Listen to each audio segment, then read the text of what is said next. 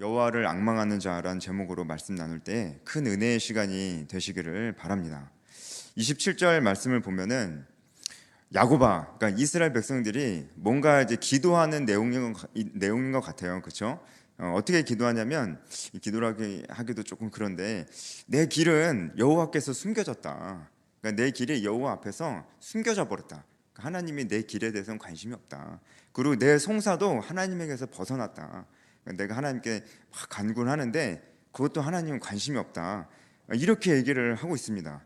뭔가 분위기가 굉장히 이스라엘이 마음이 좀 어떤 것 같나요? 이스라엘이 뭔가 굉장히 실망한 것 같습니다.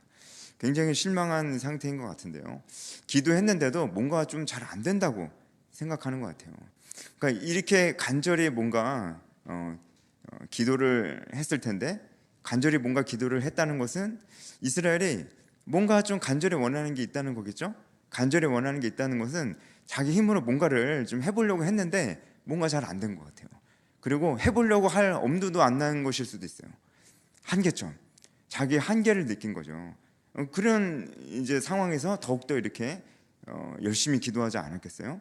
진짜 실제로 기도를 한 건지 아니면 기도도 안 하고 불평하는 건지는 잘 모르겠습니다. 어쨌든 분명한 거는 이스라엘 백성들이 무엇인가 굉장히 힘든 상황이 있다는 거, 그리고 자기의 어떤 한계점을 느끼고 있다는 건 분명해요. 그리고 하나님께 굉장히 실망하고 있다는 것도 분명해 보입니다. 여러분은 한계를 느낀 적이 있으십니까? 한계. 이게 나의 한계다. 이런 아주 뼈저리게 느껴본 적이 있으십니까? 육체적으로도 무언가 열심히 일하다가 한계가 느껴질 때 힘듭니다. 그리고 정신적으로도 뭔가 참다 한계가 느껴질 때 굉장히 힘듭니다. 그러니까 우리가 굉장히 힘들 때는 잘 생각해 보면 우리가 한계를 느낄 때요. 그렇잖아요. 사실 한계를 느끼지 않는다면 그렇게까지 힘든 건 아닙니다. 아직은 힘이 있다는 거니까요. 그런데 나는 정말 여기까지인가? 나 이 이상을 내가 할 수 있을까? 정신적으로든 육체적으로든 우리가 이렇게 생각을 하고 이런 느낌이 든다면 그건 정말 힘든 때입니다. 내가 무엇인가 육체적으로나 정신적으로나 무엇을 더 할 힘이 없기 때문에 그때가 아마 어떻게 보면 어려움의 가장 정점이라고 볼 수가 있을 것 같아요. 이겁니다. 우리는 한계점, 우리 자신의 한계점을 만났을 때 우리에게는 정신적으로나 육체적으로나 가장 큰 어려움이 온다는 것입니다. 여러분, 어떨 때 이런 의미에서 한계점을 경험하며 이런 의미에서 육체적인 정신적인 어려움을 겪으십니까? 일이 너무 바쁘고 쉴 시간이 없을 때 그러십니까? 하는 일마다 안 되고 실패할 때, 열심히 사는데 계속 이렇게 살아도 되는지 잘 모르겠을 때 한계가 오십니까? 공부해도 성적이 안 나올 때, 사랑해야 하는 가족들과 사랑해야 되는데 계속 다툴 때, 이럴 때 한계가 오십니까? 참다 한계점까지 온 것 같을 때, 친구들이 나를 멀리하는 것 같을 때 어려움을 느끼십니까? 초라한 나 자신을 발견했을 때, 갑자기 어느 순간 외로움이 몰려올 때 여러분 어려움을 느끼십니까? 근데 그럼에도 불구하고 우리에게 가장 어려움이 몰려올 때는 하나님께서 마치 내 기도를 안 들어주시는 것 같다는 느낌이 들 때, 우리에게 이때만큼 어려운 일이 없을 것 같습니다. 이 모든 어려움들, 여러분들은 혹시 이런 어려움의 고난의 터널을 지나고 계시는 분이 있으십니까? 만약에 그렇다면은 여러분들은 지금 무엇인가 인생의 한계점 가운데 그 한계점을 경험하고 있는 바로 그때일 것입니다. 그럼에도 불구하고 이 한계라는 것은 생각해 보면 굉장히 좋은 거거든요. 굉장히 힘든 건데 한계점을 내가 느끼고 있다는 건 굉장히 좋은 거예요. 왜냐하면 그게 너무 당연하기 때문에 그래요. 다시 말씀드리면 한계를 느끼는 것은 너무나 당연합니다. 왜냐하면 하나님께서 우리를 그렇게 만드셨습니다. 우리는 한계가 있는 존재입니다, 여러분. 우리는 한계가 있는 존재예요. 다시 말씀드려볼까요? 우리는 무엇인가를 의지하지 않고는 살 수가 없는 존재라는 거 인정하십니까? 우리는 존재론적으로 의지해야 살 수 있는 존재라는 것을 아십니까? 무엇인가 의지하지 않고 살 수 있습니까? 그럴 수가 없습니다. 일단은 우리는 한치 앞을 알지 못해요. 여러분, 한치 앞을 아십니까? 여기서 한치 앞을 아시는 분 아무도 없잖아요. 한치 앞을 모른다는 건, 앞날을 모른다는 것은 인간에게 근원적인 불안감을 줍니다. 이 불안감 다 있어요. 불안감이. 인간이라면 이 불안감이 다 있습니다. 한치 앞을 알지 못합니다. 그리고 인간이 존재론적으로 굉장히 무엇인가를 의존할 수밖에 없고 한계점을 갖고 있는 존재라는 이유가 또 두 번째 또 있습니다. 뭐냐면 인간은 먹지 않고는 살 수 없습니다. 먹지 않고는 살 수가 없어요. 먹지 않고 살 수 없다는 것 자체가 음식이라는 것에 우리가 기대는 거잖아요. 존재론적으로 인간은 먹지 않고 살 수 없습니다. 인간은 굉장히 의존적인 존재입니다. 먹지 않으면 한계점이 오죠. 이것도 인간이 한계점을 가지고 있는 존재라는 것을 얘기해 주고 있어요. 세 번째, 마지막으로 인간이 존재론적으로 한계점을 가지고 있다는 증거 세 번째입니다. 뭐냐면 바로 이게 어떻게 보면 가장 어려운 걸 수 있어요. 우리는 사람을 알지 못합니다. 사람은 사람을 모릅니다. 10길 물속은 알아도 한 길 사람 속은 모르는 거예요. 사람을 몰라요. 그냥 몰라요. 인생에서 큰 결정들이 몇 가지가 있는데 그 중에 한 가지가 결혼 아니겠습니까? 배우자는 내가 선택하는 겁니다. 부모님은 내가 선택하지 않는데 배우자는 내가 선택하는 거예요. 왜 선택합니까? 사랑해서 선택했어요. 근데 그렇게 해서 살아보니까 내가 알던 그 사람이 아닌 거예요. 그래서 막 싸우고 그러는 거잖아요. 아니야 너무 기대하지 말자. 같이 살아보면은 분명히 또 싸우고 힘들 거야. 그렇게 생각을 했는데도 그 이상이, 상상하는 것보다 항상 그 이상이 사람이 나온다는 것이죠. 결혼하면은 내가 선택한 사람인데 내가 이 사람을 알았던 겁니까? 몰랐던 겁니까? 몰랐던 거예요. 사람은 알 수 없습니다. 근데 사람은 혼자 살 수는 없잖아요. 함께 살아야 돼요. 그 얘기는 우리는 살면서 무수히 많은 사람들을 만난다는 거예요. 그런데 우리는 그 사람들을 다 정확하게 알 수가 없습니다. 그 사람이 누군지 우리는 알 수 없습니다. 바로 옆에 있는 사람도 우리는 어떤 사람인지 알 수가 없습니다. 이것이 우리에게 근원적인 불안감을 가져다 주거든요. 한계입니다. 한계. 인간을 알 수 없습니다. 인간을 정확하게 알고 그 인간을 정확하게 판단하실 수 있는 분은 단 한 분뿐이십니다. 하나님 한 분뿐이십니다. 인간을 근원적으로 판단할 수가 없습니다. 이것이 바로 인간이 한계점을 가지고 있는 존재라는 뜻이에요. 하나님이 그렇게 만드셨어요. 우리는 한치 앞을 알지 못하고요. 우리는 먹지 않고 살 수 없고요. 우리는 같이 살아야 되는데 옆에 사람 누군지 몰라요. 이게 우리가 가지고 있는 한계점 인정하십니까? 인정하십시오. 왜냐하면 이것이 축복이에요. 하나님이 우리를 한계를 가지고 있는 인간으로 만드셨다는 게 축복이에요. 왜 이게 축복인지 아십니까? 아니, 이렇게 한계점을 만들어 놓으셔서 우리가 힘들잖아요. 하나님, 아니에요. 이게 축복이에요. 왜냐면요, 우리는 이 한계점을 만났을 때 하나님을 찾습니다. 다시 말씀드려볼게요. 잘 생각해 보세요. 우리는 한계점을 만났을 때 이게 나의 한계다. 난 여기까지인가 보다. 난 더 이상은 안 되겠다.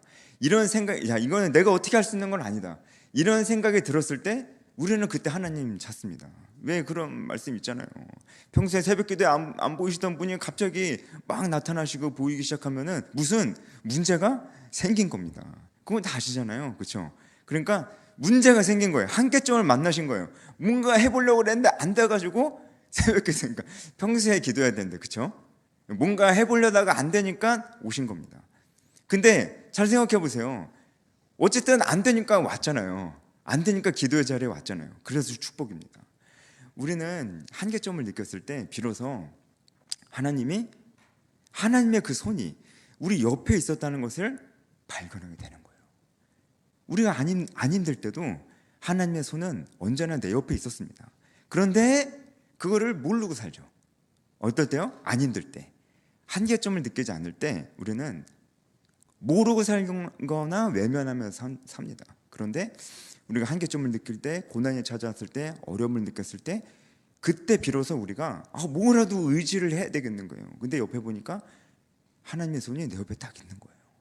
언제든지 내가 뒤돌아서 하나님의 손을 찾기만 하면 잡을 수 있는 그 거리에 하나님의 손이 내 옆에 있는 겁니다. 우리가 그때서 비로소 나를 향한 하나님의 그 손이 보이는 거예요.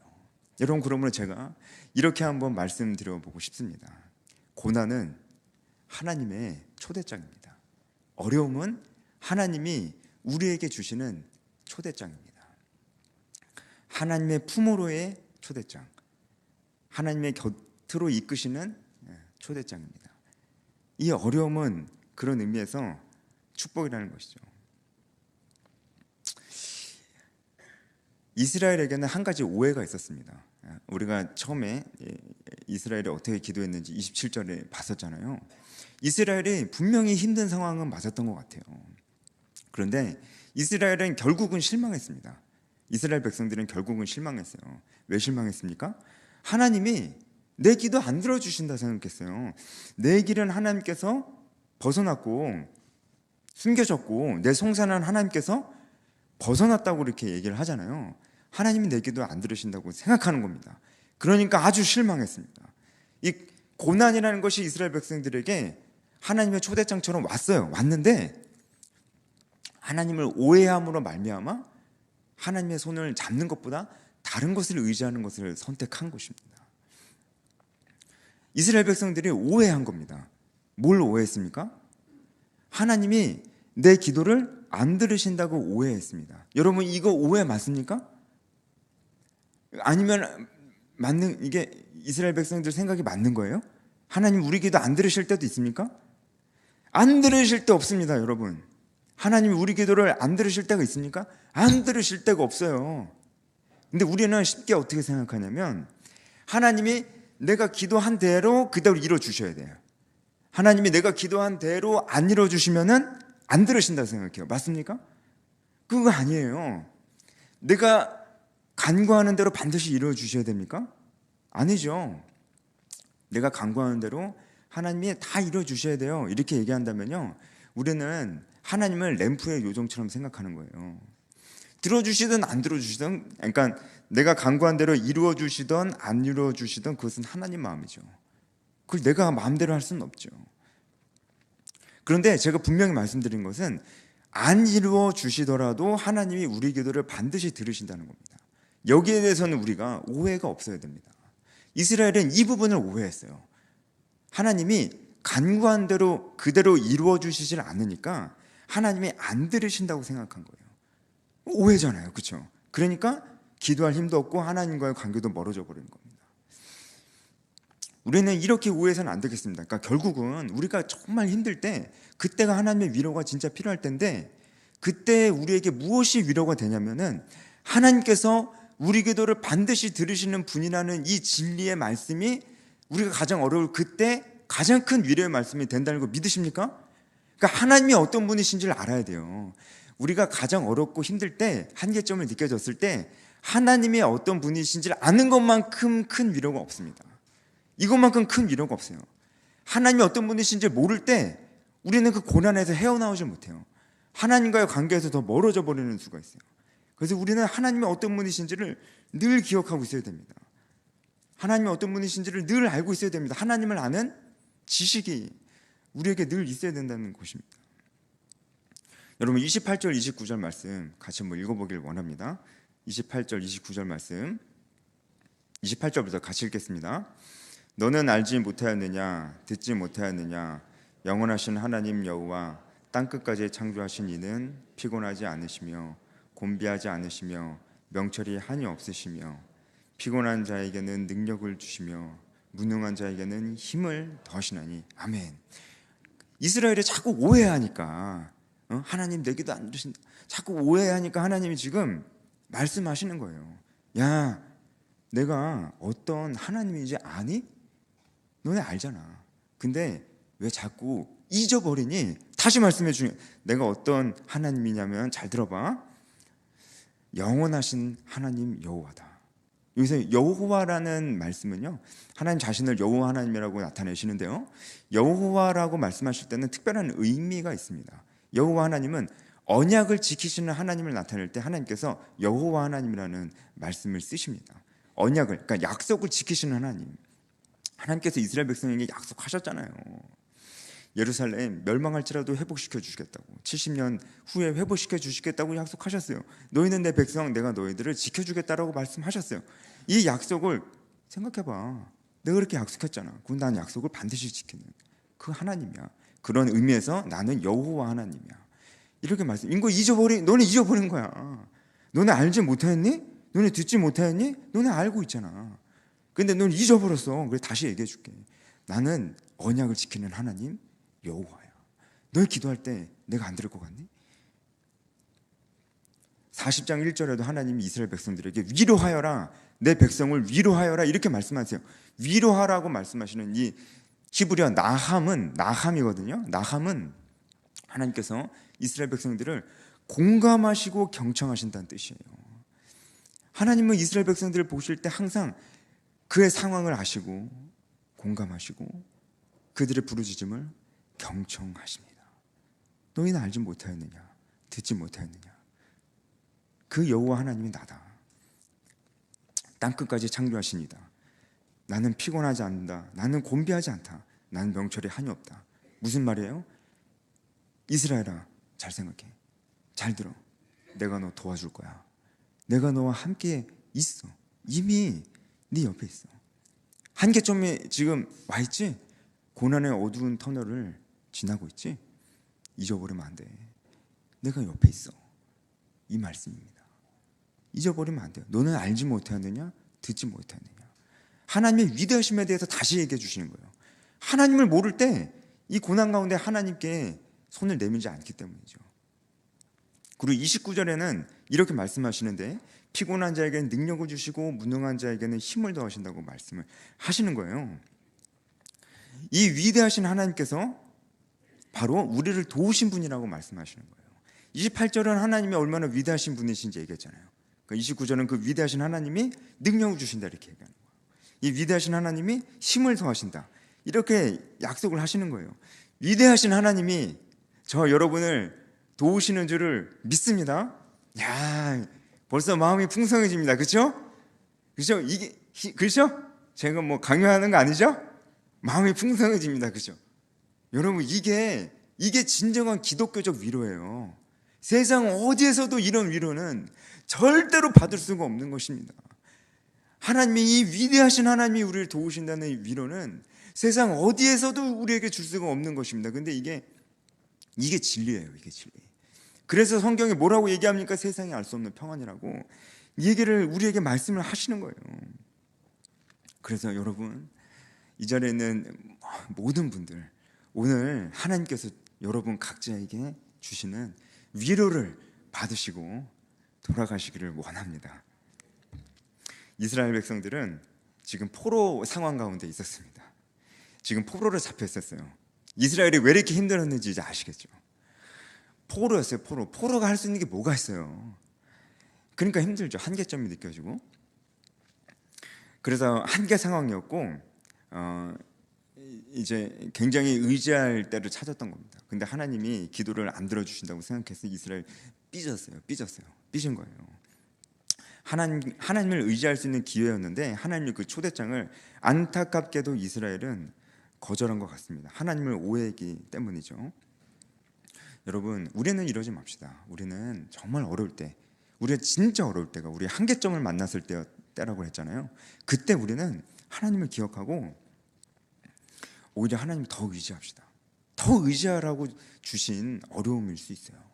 더 하나님을 의지합시다. 그렇다면은 이 위기가 단숨의 기회로 바뀌는 경험을 하실 수 있을 겁니다. 한계를 극복할 수 있는 하나님께서 주신 기회가 될 수 있을 줄 믿습니다. 여러분, 지금까지 우리는 하나님께서 우리가 어려울 때 우리를 도우시는 분이라는 것을 우리가 같이 묵상을 한번 해봤어요. 우리가 어려울 때 그때가 하나님을 의지할 수 있는 기회인 것도 맞습니다. 하지만 지금부터 제가 여러분께 드릴 말씀, 여러분과 함께 생각해 보고 싶은 것은 조금 다른 얘기입니다. 하나님이 우리가 어려울 때 항상 도우시는 분이시라는 건 맞습니다. 하지만 한 가지 더 우리가 반드시 생각해야 될 게 있습니다. 무엇이냐면 이것도 우리를 향한 하나님의 뜻이에요. 우리가 어려울 때 우리를 돕길 원하시는 분이 하나님이신 건 확실하지만 하나님은 우리를 보실 때 우리가 모든 어려움에 다 집착하길 원하시는 분이 아니에요. 다시 말씀드릴게요. 하나님은 우리가 매번 자신의 어려움만 바라보면서 살기를 원하지 않으십니다. 우리가 어려울 때 도우시는 건 사실이지만 매번 맨날 힘들어요. 한마디로 맨날 힘들어요. 자기의 어려움만 바라보면서 자기의 어려움에 매몰되어서 사는 것은 하나님이 우리를 향한 그런 기쁘신 뜻이 아니라는 말씀이에요. 자기의 어려움에 매몰되어서 사는 것은 우리를 향한 하나님의 뜻이 아니라니까요. 어려움이 있지만 그 어려움에 너무 집착하지 마세요. 어려움이 있지만 어려움으로 느끼지 않으면 그것이 어려움이 아니고 그냥 지나가는 걸 수 있어요. 어떨 때는 너무 작은 어려움에까지도 우리가 너무 집착하고 거기에 집중하고 거기에 매몰되어 버려서 오히려 헤어나오지 못할 때가 있다는 거예요. 이것은 우리를 향한 하나님의 뜻이 분명히 아닌 것 같습니다. 예를 들어서 이런 거예요. 우리가 겪는 어려움 중에 사실 이것도 정말 고난일까라고 생각이 드는 어려움이 있어요. 내가 만들어낸 어려움입니다. 여러분 혹시 이스라엘 백성들이 광야의 시간 가운데 하나님께 불평했던 사건을 아시죠? 많이 불평했지만 그 중에 이스라엘 백성들이 고기를 먹고 싶다고 불평한 사건 아십니까? 이스라엘 백성들이 고기가 먹고 싶다고 불평했어요. 아시죠? 그래가지고 하나님께서 메추라기를 막 보내셨잖아요. 그래서 고기를 막 먹다가 죽었어요. 그런 사건이 있었습니다. 여러분 이 사건을 잘 기억했을 때 우리가 묵상해 봐야 되는 것이 있습니다. 이스라엘 백성들이 그때 진짜 고기를 못 먹었을까요? 그렇지 않습니다. 이스라엘 백성들은 고기를 먹고 있었습니다.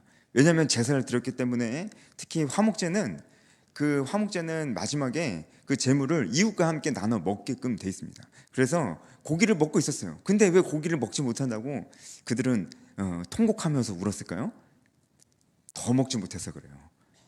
더 먹어야 되는데 더 먹지 못해서 그래요. 그래서 이스라엘 백성들이 울었어요. 근데 그냥 운 게 아니고 통곡하면서 울었어요. 여러분 어떻게 생각하세요? 여러분 고기 먹고 싶어서 울어보신 적 있어요? 먹고 있는데 더 다양한 종류를 먹지 못한 내 모습이 너무 초라한 거예요. 나 너무 불쌍한 사람이다. 사칠살도 먹어야 되고 갈매기살도 먹어야 되고 토시살도 먹어야 되는데 맨날 삼겹살만 먹는 나 너무 불쌍하다. 이렇게 생각하면서 우는 사람이 여러분 옆에 있다면 어떤 생각이 드십니까? 참 가지가지한다 이런 생각 드시지 않겠어요? 여러분 이런 어려움이 있단 말이에요. 여러분 이스라엘 백성들이 이때 진짜 진심으로 울었어요. 통곡을 하면 울었다고 성경에 나와 있어요. 이런 어려움은 어떻게 생각하십니까? 여러분 우리 삶에 혹시 여러분의 삶 가운데 지금도 이런 어려움이 있지 않냐라는 거예요. 이런 어려움. 그러니까 배부른 소리죠. 배부른 소리 하면서 혼자 어려운 거예요. 그런 게 있지 않냐라는 거예요. 저는 이제 언제나 개인이 느끼는 어려움은 주관적이기 때문에 그거 가지고 뭐 어렵다고 그러냐 이렇게까지 얘기하고 싶지는 않습니다. 하지만 그럼에도 불구하고 그런 어려움들은 여러분 너무 매몰되지 마세요. 빨리 헤어나오세요. 그런 어려움들은 여러분들이 너무 집착할 어려움들이 아닙니다. 빨리 헤어나오셔야 됩니다. 여러분 자꾸 근데 이런 어려움들이 많다고 생각해 보세요. 야 나는 내 친구는 애플 워치도 있고 아이패드도 있고 저기 맥북도 있고 다 있는데 나는 맥북은 없구나. 나는 워치도 있고 아이패드도 있는데 나는 맥북은 없구나. 이런 초라하고 불쌍한 나 같은 사람이라고 이렇게 생각을 한다면 여러분 인정하실 수 있겠어요? 여러분 근데 생각보다 우리에게 이런 어려움들이 많아요. 이런 어려움들은 그냥 무시를 해버려야 됩니다. 저는 이 시간에 중요한 얘기를 할 텐데 저는 이 시간에 여러분 도전하고 싶습니다. 여러분 이런 어려움들은 어려움으로 보이지도 않을 정도로 우리가 그렇게 살 수 있습니다. 저는 우리 삶에 또 다른 종류의 어려움이 있을 수 있다고 생각합니다. 또 다른 종류의 어려움. 그런데 지금부터 제가 말씀드리는 이 어려움은 여러분들 겪으셨으면 좋겠습니다. 이런 고난은 여러분 삶 가운데 있으셨으면 좋겠습니다. 이런 고난이 있어야 돼요. 이 고난은 어떤 고난이냐면 하나님의 뜻대로 살려고 할 때 만나게 되는 고난입니다. 다시 말씀드릴게요. 이런 고난은 우리 모두에게 있었으면 좋겠습니다. 어떤 고난이냐면 하나님 뜻대로 살려고 할 때 만나는 고난, 이 고난은 저와 여러분 모두의 삶 속에 있었으면 좋겠습니다. 아멘이십니까? 이런 고난은 있었으면 좋겠습니다. 아니요, 이런 고난은 우리에게 있어야 됩니다. 이런 고난이 있어야 됩니다. 사실은요, 30절 말씀은 하나님께서 바로 이 고난에 대해서 말씀하시는 겁니다. 30절 말씀 같이 한번 읽어보겠습니다. 30절 말씀 시작. 소년이라도 피곤하며 곤비하며 장정이라도 넘어지며 쓰러지되. 여러분, 소년은 어린애를 얘기하는 게 아니고요, 젊은 청년을 얘기하고, 장정은 그 청년 중에서도 용사를 얘기합니다. 청년도 용사도 너무 피곤하고 쓰러질 정도로 힘든 길이래요. 어떤 길이요? 이 길은요, 하나님 뜻대로 나아가는 그 길입니다. 그냥 자기 혼자 자기 몸 건사하고자 그냥 나밖에 모르면서 사는, 그냥 믿지 않는 사람들처럼 그냥 그렇게 사는 평범한 인생이 아니고요, 하나님 뜻대로 살기로 했을 때 그 길을 나아가는 사람이, 그 길은요, 누가 나아가든 젊은 청년이라 할지라도 피곤하고 곤비하며 그 중에 용사라고 할지라도 넘어지고 쓰러지는 그런 길이라는 거예요. 하나님 뜻대로 살아가는 길이 피곤하고 곤비하고 힘든 길이라고 하는 겁니다. 여러분, 이런 고난은 여러분 삶 가운데 있기를 원합니다. 이런 고난이 없다는 것은 우리가 하나님 뜻대로 살기를 원하지 않는다는 것일 수 있어요. 하나님 뜻대로 살아가지 않는 것일 수 있어요. 여러분, 하나님 뜻대로 살아가려고 한다면 우리 삶에 반드시 고난이 따르게 되기 때문입니다. 그래서 하나님 뜻대로 살려고 할 때 만나는 이런 고난들은 여러분 우리 삶 속에 꼭 있었으면 좋겠습니다. 만약에 우리가 이런 길을 걸어갈 때 우리는 반드시 새 힘을 얻게 될 것입니다. 이 새 힘은 어떤 것이냐면요, 31절에 나오죠. 31절 말씀도 우리 같이 한번 읽어보겠습니다. 31절 말씀 시작.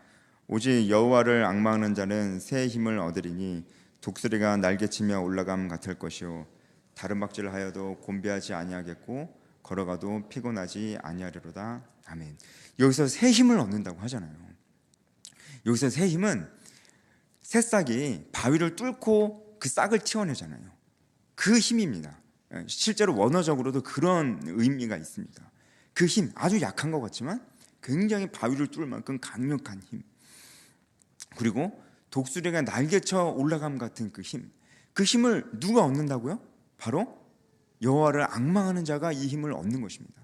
여기서 여호와를 앙망하는 자는, 여러분, 여기서 여호와를 앙망하는 자는 그냥 자기 삶에 그냥 매몰돼서 자기밖에 모르면서 그냥 돈 벌고 먹고 사는 문제밖에 관심이 없으면서 그렇게 살아가면서 여호와를 기대하는 그런 사람은 아닙니다.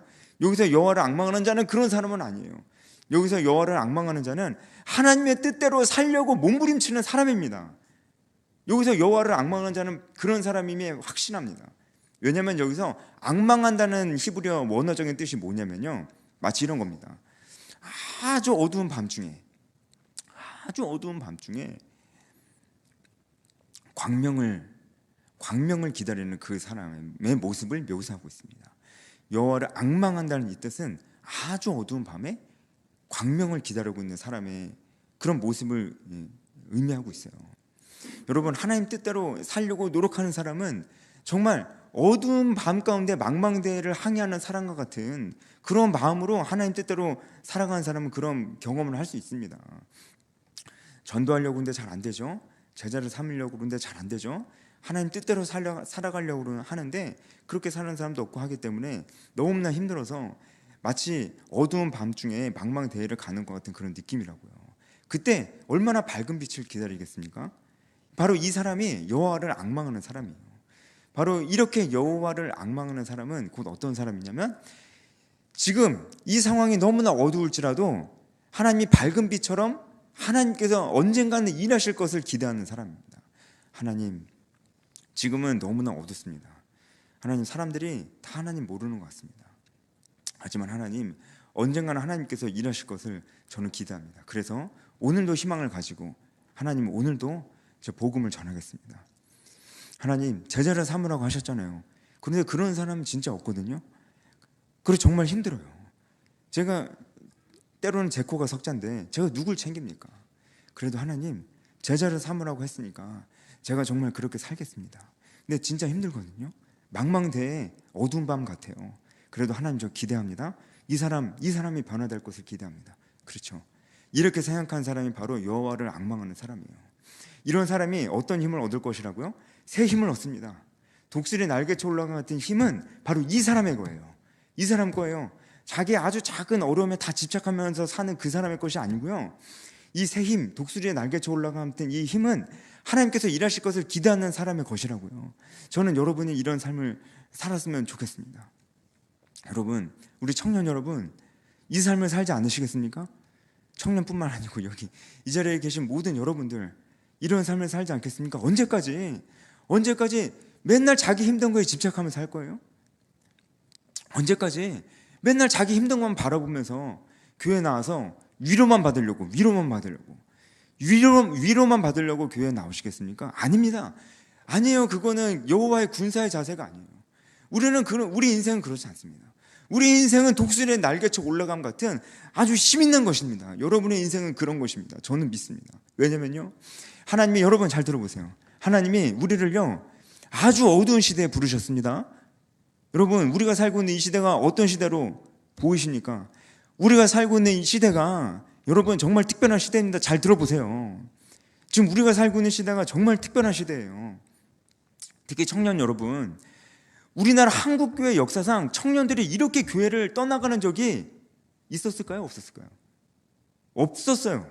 한국교회 역사상 청년들이 떠나가면 우리나라 한국교회 미래를 보장할 수 있습니까? 아니라는 거 모르시는 분 없잖아요.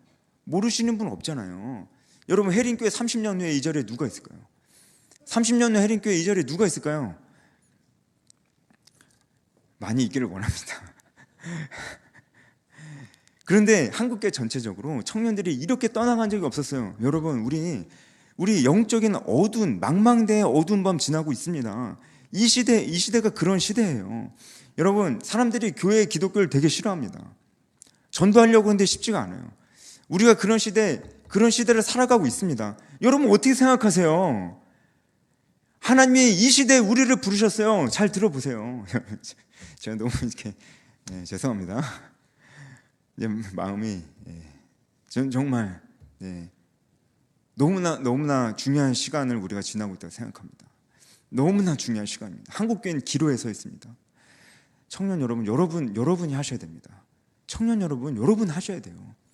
하나님이 왜 우리나라에 이런 어려운 때에 우리를 부르셨을까요? 한국교회 이렇게 어려울 때 왜 우리를 이때 부르셨을까요? 어려울 때 부르셔서 우리도 어려워요. 그렇죠? 그런데 제가 말씀드렸잖아요. 어려울 때가 진짜 하나님을 의지할 때예요. 어려울 때 부르셨다는 것은 우리를 통해서 얼마나 놀라운 일을 하시려고 우리를 부르셨겠습니까? 우리가 그렇게 생각할 수 있잖아요. 그래서 우리에게 필요한 거, 여러분, 여호와를 앙망하는 것입니다. 여호와를 앙망하는 청년 여러분 되십시오. 그럼 여러분, 하나님이 일하심을 기대하세요. 그럼 어떤 거 기대하실 거예요? 제가 여호와 하나님께서 일하시는 걸 기대하십시오. 그럼 여러분 어떤 거 기대하실 거예요? 내 삶이 지금 너무 힘든데 내 삶을 회복시키실 것을 기대해야 되겠다. 아니라니까요. 그것도 회복시켜 주시는데 나만 생각하면 안 된다니까요. 여러분, 하나님께서 일하실 건데 여러분 어떤 거 기대하십니까? 잘 들으세요. 여러분 잘 들으세요. 여러분 이걸 기대하십시오. 여러분 주변에 있는 사람들이 여러분들을 통해서 여러분들 때문에 바뀔 겁니다. 여러분들 주변에 있는 사람들, 교회에 있는 사람들, 교회에서 만나는 사람들, 여러분 일터에서 만나는 사람들, 가족들, 여러분 친구들 다 여러분 주변에 있는 사람들이죠. 여러분 주변에 있는 사람들이 여러분 때문에 바뀔 겁니다. 여러분 때문에 바뀔 겁니다. 생명은 얻게 될 것입니다. 여러분 때문에요. 여러분이 하셔야 돼요. 여러분 말고 할 사람이 없어요. 여러분 생각나는 사람 있어요? 제가 이렇게 얘기하니까 여러분 주변에 있는 사람, 생명이 필요한 사람, 예수님 모르는 사람, 교회 다니다가 떠난 사람, 해림교회 옛날에 주일학교까지 나랑 같이 다녔었는데 해림교회 주일학교까지 같이 다녔었는데 지금은 해림교회 떠나고 자기 멋대로 살고 있는 그 사람, 여러분 떠오르는 사람 있어요? 그 사람이에요. 그 사람 여러분만 도울 수 있어요. 여러분 말고는 도와줄 수 있는 사람이 없어요. 저는 이걸 기대하십시오. 여러분 주변에 있는 사람들이 여러분 때문에 바뀔 겁니다. 여러분이 그렇게 이 시대를 바꿔나갈 겁니다. 저는 분명히 확신합니다. 하나님께서 이 어두운 시대에 우리를 부르신 이유가 있음을 확신합니다. 그것은 하나님께서 이 어두운 시대를 그냥 내버려 두지 아니하시고 우리를 통해서 마치 어두운 밤의 하나의 한 줄기 빛처럼 하나님께서 그 빛처럼 일하시려고 그 은혜의 수단으로 우리를 부르셨다고 저는 확신합니다. 제가 이렇게 얘기하면은 내가 어떻게 그런 일을 해? 그런 생각이 드시죠? 아니에요. 여러분 하실 수 있어요. 여러분 막 위대한 일 하실 필요 없습니다. 바로 여러분 옆 사람, 그 사람한테 영향을 끼치시면 돼요. 그 사람 하나님께서 여러분에게 맡기신 사람이에요. 그 사람한테만 영향을 끼치시면 돼요. 가족만 생각하지 마시고요. 여러분 관계를 다 생각하셔야 돼요. 아니 나는 없는데 난 태생이 모태신앙이어서 주위에 교회 다니는 사람밖에 없는데 아니잖아요. 잘 생각해 보세요. 그냥 없을 거라 생각하고 생각해 보려고 하면 생각 안 나요. 잘 생각해 보세요. 많이 있어요. 하실 수 있습니다. 그 사람들 변화시킬 수 있어요. 지금 저 뒤에 서 계신 우리 아이 안고 계신 어머니들, 예? 우리 청년입니다. 청년. 어머니들 하실 수 있어요. 어머니들끼리 커뮤니티가 이렇게 있더라고요. 어머니들끼리 친해져서 어머니들에게 영향력을 주세요. 우리 청년 여러분 일터에 가서 영향력을 주세요. 저는 여러분이 영향력을 주는 사람이 됐으면 좋겠습니다. 언제까지 자기밖에 모르고 살겠습니까? 여러분 누구나 다 예배 자리에 오지만 이 은혜 받기 위해서 은혜 받고 싶어서 예배 자리에 오지만 나 은혜 받는 것밖에 몰라요. 자기 은혜 받는 것밖에 모릅니다. 나이가 50, 60, 70, 80이 돼도 나 은혜 받는 것밖에 모릅니다. 저는 그것이 하나님께서 기뻐하시는 모습이라 생각하지 않습니다. 다른 사람 왜 생각 안 합니까? 여러분 우리가 우리 주변에 있는 사람들만 생각해도 우리 주변에 있는 사람들에게 선한 영향력만 끼쳐도 그들에게 복음 전하고 우리가 그들이 진짜로 변화될 것을 기대하고 움직이기만 해도 이 세상 변합니다. 이 세상 반드시 변합니다. 이 어두운 터널 뚫고 나갈 수 있습니다. 지금 우리 대한민국에 지금 정세도 어지럽잖아요. 이 시대에 왜 여러분들 청년으로 부르셨냐고요. 맨날 PT만 받고 일을 하고 부르셨겠어요? 몸만 만들으라고? 맨날 인스타 쇼폼만 보라고 부르셨겠어요? 아닙니다. 일어나세요. 깰지어다. 이사야서에도 나오는데 여러분 하실 수 있습니다. 임신하신 분도 하실 수 있습니다. 애 키우고 계신 분도 하실 수 있습니다.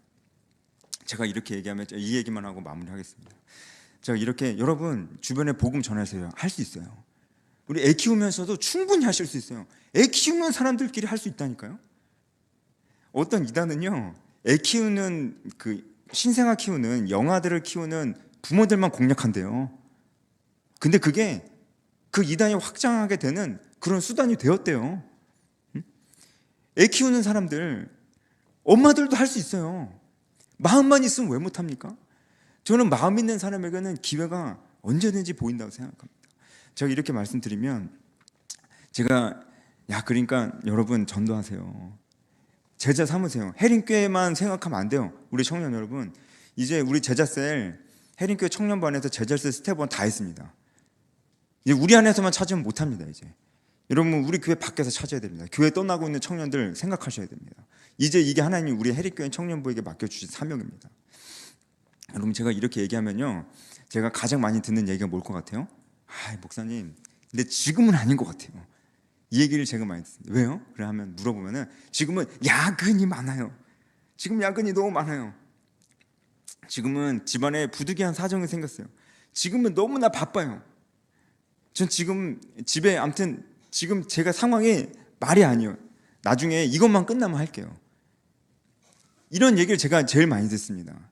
근데 제가 그런 얘기 들 때마다 제가 꼭 해주고 싶은 얘기가 있어요. 나중에요? 아닐걸요? 전 이런 얘기를 해주고 싶습니다. 지금 안 하는데 나중에 할까요? 아닐걸요? 여러분 하물며 다이어트도 오늘 안 하고 내일 할 거야 하면 못합니다. 그런데 하나님의 일은요 지금 안 되면 나중에는 여러분 상황이 더 나아질까요? 지금 바쁜데 나중에 여유가 생길까요? 그렇지 않습니다. 여러분 이것은 시간의 문제가 아닙니다. 이것은 마음의 문제지 시간의 문제가 아닙니다. 시간이 문제가 아니에요. 마음이 문제입니다. 저는 하실 수 있다고 생각합니다. 여러분 이 어두운 시대 우리 한국교회 너무 지금 아주 기로에 서 있습니다. 여러분 미국 교회를 무너뜨렸던 5가지 중에 2가지가 진화론과 공산주의입니다. 이건 제가 한 얘기가 아니고 우리 총신대 교수님 교회사 교수님이 하신 말씀입니다. 미국 교회와 유럽 교회를 19세기, 20세기 무너뜨렸던 5가지 요인 중에 2가지가 진화론과 공산주의입니다. 우리 한국교회가 이 2가지 직격탄을 맞고 있습니다. 여러분이 어떻게 하시겠습니까? 이 어두운 터널을 지나고 있는 때 하나님이 빛처럼 여러분들을 부르셨습니다. 전 기대가 됩니다. 그래서 오늘 제자셀 임명식을 하고 교제셀 리더 임명식을 할 텐데 저는 너무 기대가 됩니다. 이들을 통해서 하나님께서 놀랍게 일하실 것이기 때문입니다. 기도하겠습니다.